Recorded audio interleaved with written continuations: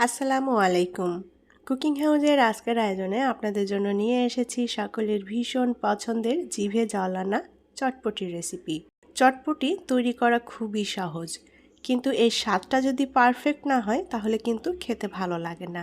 বাইরের ভ্যানগাড়িওয়ালা মামাদের চটপটির যে পারফেক্ট স্বাদ হয়, আমি সেভাবেই চেষ্টা করেছি আজকের এই চটপটিটা তৈরি করার জন্য।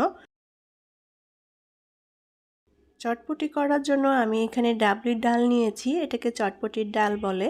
তো ডাবলির ডাল আমি এখানে 2 কাপ পরিমাণ নিয়ে সারা রাত পানিতে ভিজিয়ে রেখেছিলাম। সারা রাত পানিতে ভিজিয়ে রাখলে ডালগুলো ফুলে অনেক নরম হয়ে যায়। ডালগুলোকে আমি ভালোভাবে ধুয়ে নিয়েছি। এখন এই ডালগুলোকে আমি সেদ্ধ করে নেব। ডালগুলো আমি একটা প্যানে নিয়ে নিলাম। এখন পর্যাপ্ত পরিমাণ পানি দিয়ে ডালগুলোকে সেদ্ধ করে নিতে হবে। ডালগুলো খুব ভালোভাবে নরম হয়ে সেদ্ধ হয়ে যাবে, তবে একটু দানা দানা মতো থাকবে আর একটু পানি থাকবে, সে মতোই পানিটা দিয়ে দিলাম। এখন এর মধ্যে দিয়ে দেব হাফ চা চামচের মতো লবণ।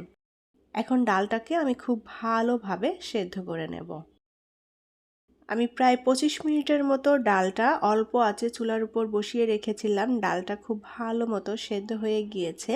ডালটা কিন্তু একেবারে নরম হয়ে সেদ্ধ হয়ে গিয়েছে। কিছু ডাল ভাঙা ভাঙা হয়েছে, কিছুটা আস্ত আছে।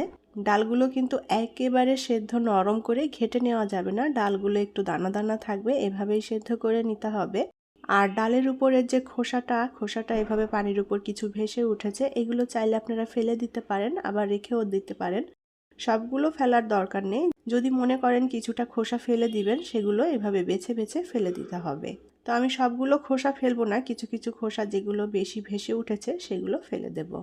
তো ডালটা এখন আমি প্যান থেকে নামিয়ে সামান্য একটু ঠান্ডা করে নেব। আমি এখানে আগে থেকেই একটা বাটিতে কিছুটা তেঁতুল পানিতে ভিজিয়ে রেখেছিলাম। তেঁতুলটা অনেক নরম হয়ে গিয়েছে।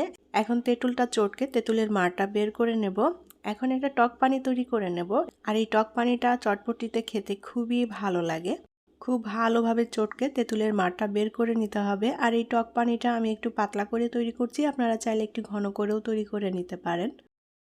তেঁতুলটা ভালোভাবে চটকে মারটা বের করে নিয়েছি। এখন তেঁতুলের এই বিচিগুলো ফেলে দেব।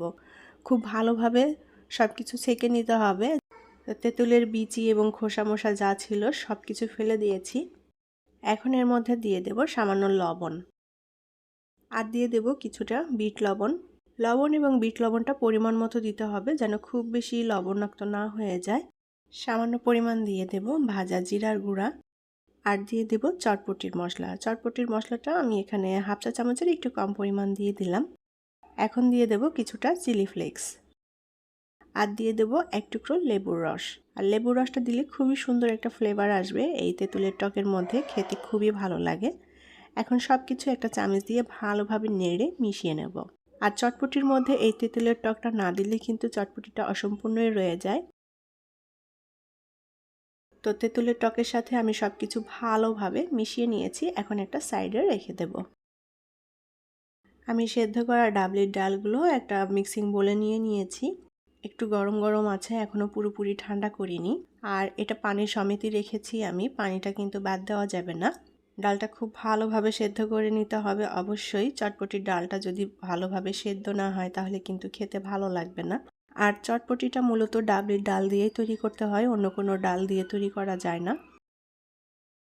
এখন এই ডালের মধ্যে আমি দিয়ে দেব সেদ্ধ আলু। আমি আগে থেকে এখানে মিডিয়াম সাইজের 2টা আলু সেদ্ধ করে এভাবে ছোট ছোট টুকরো করে কেটে নিয়েছি। আলুটাও খুব ভালো মতো নরম করে সেদ্ধ করে নিতে হবে। এখন এই সেদ্ধ আলুটা আমি ডালের সাথে ভালোভাবে নেড়ে মিশিয়ে নেব। অনেকেই আছেন ডালের সাথেই কিন্তু আলুটা সেদ্ধ করে নেন, আমি আলাদা করেই সেদ্ধ করে নিয়েছি।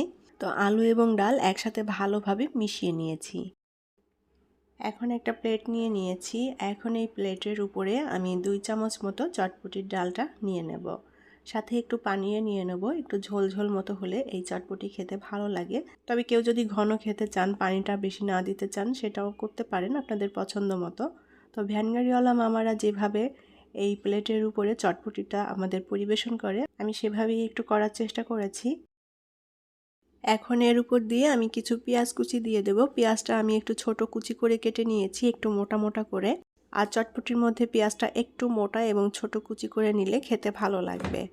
পরিমাণ মতো পেঁয়াজটা দিয়ে দিতে হবে, যেহেতু আমি এখানে একবারে সবটাই তৈরি করছি না, আমি একটা প্লেটের উপরে নিয়ে অল্প করে তৈরি করে নিচ্ছি। এটা একজনের জন্য পরিবেশন করা যাবে। এখন এর উপর দিয়ে দেব কিছু কাঁচামরিচ। কাঁচামরিচটাও এভাবে ছোট টুকরো করে নিয়েছি। এখানে মরিচের পরিমাণটা যার যার টেস্ট অনুযায়ী দিতে হবে, তবে চটপটিটা একটু ঝালঝাল হলে খেতে বেশি ভালো লাগে। এখন এর উপর দিয়ে দেব কিছু টালা শুকনা মরিচের গুঁড়া, দিয়ে দেব সামান্য টালা জিরার গুঁড়া, আর দিয়ে দেব বিট লবণ। আর এই চটপটিতে বিট লবণটা দিলেই বেশি টেস্ট হয়। বিট লবণের পরিবর্তে রেগুলার নর্মাল লবণও দেওয়া যায়। এখন দিয়ে দেব হাফ চা চামচের মতো চটপটির মশলা।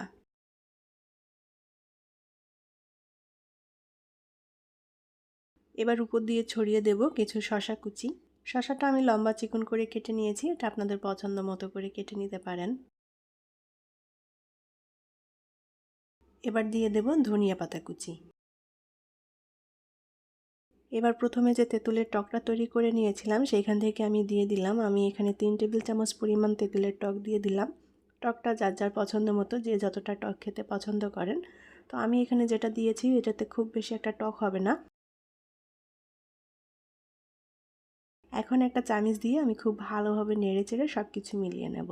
আমি এখানে কিন্তু একজনের জন্য পরিবেশন করা যায় এভাবে চটপটিটা তৈরি করে নিয়েছি। যদি সবটুকু একবারে তৈরি করে নিতে চান তাহলে সব মশলাটা পরিমাণ মতো দিয়ে দিতে হবে। তো আমি একটু চেখে দেখেছি, এটা একদমই পারফেক্ট আছে। সব মশলা, লবণ, টক সব কিছুই একদম ঠিকঠাক আছে। খুব ভালোভাবে নেড়ে মিশিয়ে নিয়েছি। তো এটা কিন্তু রেডি হয়ে গিয়েছে। এখন এটা পরিবেশন করব। তো পরিবেশন করার আগে এর উপর দিয়ে আরও কিছু অ্যাড করতে হবে। এখন এর উপর দিয়ে কিছু পেঁয়াজ কুচি দিয়ে দেব। আমি এর উপর দিয়ে আরও কিছু কাঁচামরিচ কুচি ছড়িয়ে দিলাম। খুব বেশি না, অল্প পরিমাণে দিচ্ছি। এটা জাস্ট পরিবেশনের জন্য এবং দেখার সৌন্দর্যের জন্য। আর দিয়ে দেব কিছু শসা কুচি, সামান্য একটু চিলি ফ্লেক্স দিয়ে দিলাম, আর দিয়ে দেব সামান্য ধনিয়া পাতা কুচি। আমি এখানে একটা ডিম সেদ্ধ করে নিয়েছি। এখন এই ডিমটা গ্রেট করে এই চটপটির উপরে দিয়ে দেব। আর চটপটির মূল আকর্ষণটাই আমার কাছে ডিমটাই মনে হয়। ডিমটা দিলে খেতে খুবই ভালো লাগে। তো পুরো ডিমটাই আমি গ্রেট করছি না, কিছুটা রেখে দিচ্ছি, পরে আবারও দেবো। তো অর্ধেকটার বেশি ডিম আমি গ্রেট করে দিয়ে দিয়েছি। এখন এর উপর দিয়ে ফুচকা দিয়ে দেব। আর এই ফুচকাটা দিলে চটপটি খাওয়ার সময় একটা ক্রিস্পি ক্রিস্পি ভাব আসে, খেতে অসম্ভব ভালো লাগে। তো আমি এখানে 3-4টা ফুচকা ভেঙে দিয়ে দিলাম। এখন এর উপর দিয়ে বাকি যে ডিমটুকু ছিল সেই ডিমটা গ্রেট করে দিয়ে দেব।